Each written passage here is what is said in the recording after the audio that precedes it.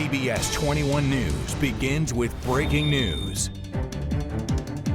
And this is what we're starting with tonight. Nearly 28,000 PPL customers are sitting in the dark right now. Almost half of them are in the Harrisburg area. And around 6,000 people in Harrisburg don't have power, but just look at those sparks on the power lines right there. We are getting reports, damage reports from Dauphin County to Lancaster County, even York City. You could just see the trees, and they've taken down some of those power lines right there. So this is Harrisburg right here. 6th and Lewis went out a little bit earlier to see this. That was really snapped across. You see that transformer box nearly on the ground, and that has people without power in that spot as well. So once again, it's estimated for some of these folks, they're going to have to wait to get this all fixed to maybe 5 a.m. tomorrow. And all of this is from damaging winds. I mean, we're talking about 20 to 30 miles per hour winds in certain areas. Thank you for joining us tonight at 10. I'm TJ Anthony. I'm Joel D. Smith. Let's get Chief Meteorologist Tom Russell in on this. You told us about the winds, and here they were. Yeah, guys, this is why the National Weather Service, even back towards yesterday, issued that wind advisory. So as you see the winds unfold here behind me,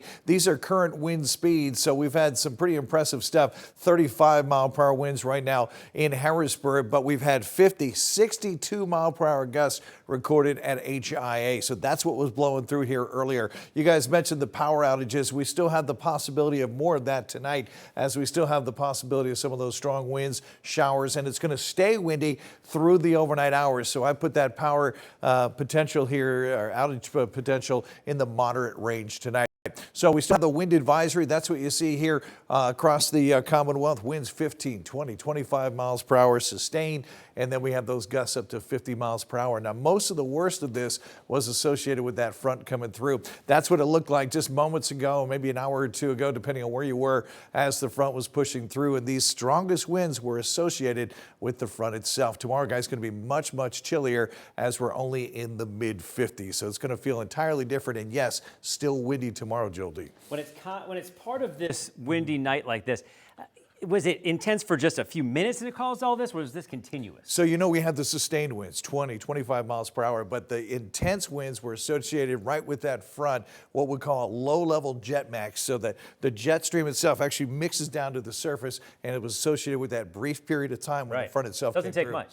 Right, and that was about 8:30, 8:40, depending on the Harrisburg area. And like you said, I mean, we're going to be seeing this all throughout the night, so definitely make sure you're charging up your phones, because you may be impacted. You want to make sure you stay up to date. Download our CBS 21 weather app. But when do you think people should be in the clear?